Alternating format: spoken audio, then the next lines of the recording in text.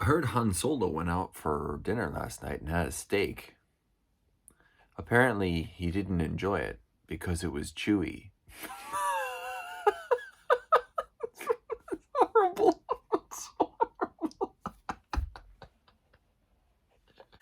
So one thing I notice in myself and in the other parents that I know is that we tend to be exhausted. Kids have so much energy, and even when they don't have energy, right? When they're exhausted, they're tired, they have that like negative energy. It's like black hole energy, where they have the energy to cry and make everything into a big scene and sort of just ruin everything, which I can only imagine requires a lot of energy, but somehow they're able to do it even when they're just exhausted. But I have some good news for us exhausted parents. What we know from studying leadership is that the sort of emotional component of leadership is very important because emotions transmit. Emotions are as contagious as diseases are, right?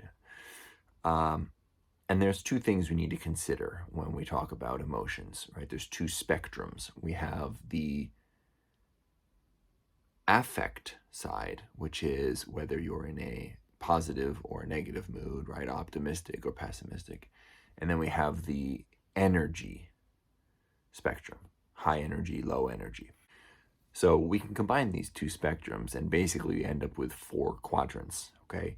There's high energy, positive. There's high energy, negative. There's low energy, positive, and there's low energy, negative. All right. Now, what we also know from leadership studies is that as long as you can stay in the positive quadrants, it's not really all that important whether you're high or low energy.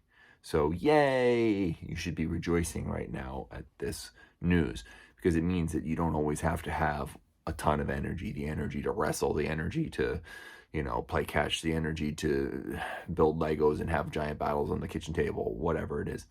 You don't need to always have that much energy as long as you can bring a positive outlook, a positive affect, a sort of optimism.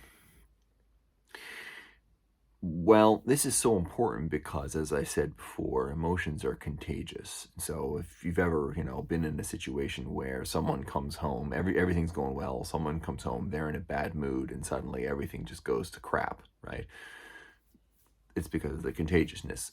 If you're aware of this contagiousness and you can be a positive bulwark against it, remain stalwart in your positivity, you can turn back the tide, right? You can reverse the flow, right?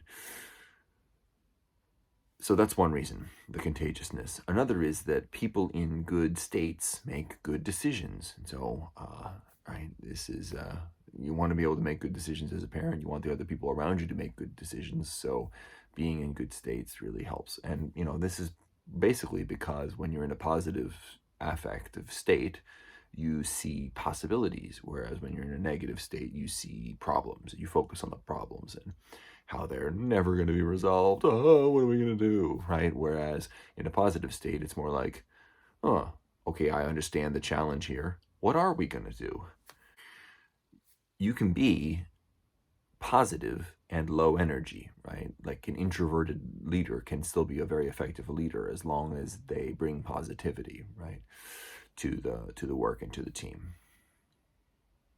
So, what if you feel like I struggle being positive, right? It takes energy to be positive.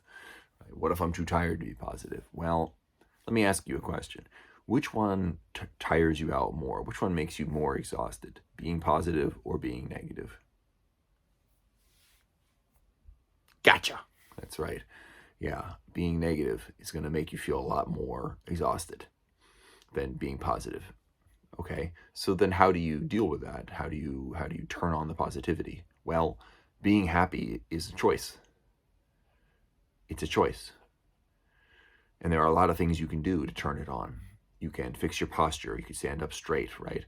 You can move around a little bit. Not, you don't need to waste a lot of energy, just a little bit of movement. Movement creates momentum, right? Action creates opportunity. You can smile some. You can tell yourself a stupid dad joke. You can watch one of these videos. Maybe that would help. Gratitude practices, very important. If you do gratitude journaling, you have some way of recognizing gratitude. You just think in the moment, right? What are you grateful for? What do you have that you're grateful for? Mindfulness, any sort of mindfulness practice, super helpful here. And, exercise, regular exercise is going to just elevate your mood. It's going to make your body work better. And when your body's working better, you're more positive. So these are all ways that you can increase your time spent on the positive, on the positive side of parenthood, which is going to benefit everyone, including you.